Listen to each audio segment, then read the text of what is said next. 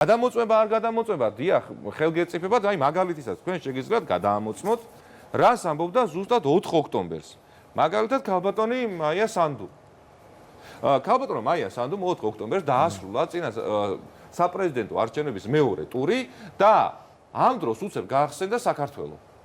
მისი ფიქრები მეორე ტურის დროს მხოლოდ საქართველოზე იყო მოწადინებული, მომართული და გამაგრდით ქართველებო ზუსტად იმ დროს დაწერა, როდესაც საქართველოში 37 სამართალდამცველზე ძალადობდნენ, ასახიჭრებდნენ, იჭრებოდნენ კონსტიტუციური ორგანოს წარმომადგენლის თანამდებობის პირის და სახელმწიფო დაწესებულებაში ცდილობდნენ რომ ძალაუფლება ხელში ჩაეგდოთ და ეს შემთხვევითი არ არის მხოლოდ ის რომ პრეზიდენტის სასახლე იყო მიზნად ამოღებული ან თუნდაც საკრებულოს თავისი დანიშნულება შეიძლება ქონოდა და მიხეილ სააკაშვილი და საკრებულოდან გადმოდგომა გვახსოვს ჩვენ და პრეზიდენტის სასახლე სადაც სალომე ზურაბიშვილი ესე გაფასიცებით ელოდებოდა, შესაძლებელია სადმე თავისი სტანდარტიც იქონდა იქ მიტანილი, როდის შევასრულდებოდნენ ადამიანები და ის ადამიანები, რომლებიც აღიარებენ, რომ კი ჩვენ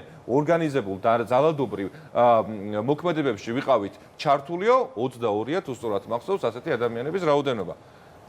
ამ დროს ქალბატონი სანდუ გვეუბნება, რომ ამ ადამიანების გვერდით არის.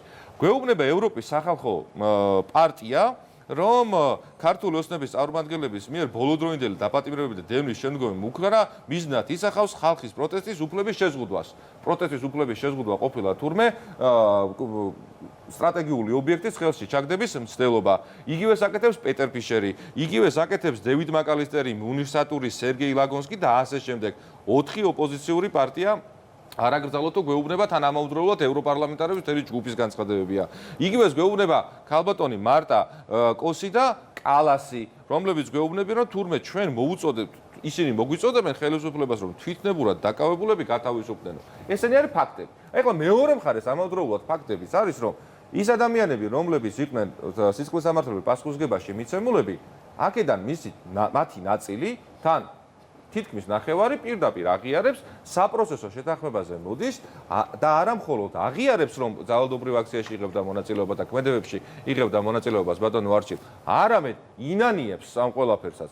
ორი ფაქტი გვაქვს ერთმანეთთან. ეხლა მითხარით რომელი არის სიმართლე თქვენი გადმოსახედიდან. როდესაც მაგალითად გვეუბნება მარტა კოსი რომ თურმე თვითნებურად დაკავებულები არიან ეს კონკრეტული ადამიანები თუ მეორე მხრივ პირები რომლებიც ამბობენ რომ კი ვაღიარებთ რომ ძალადობაში ვიყავით ჩართულებიო.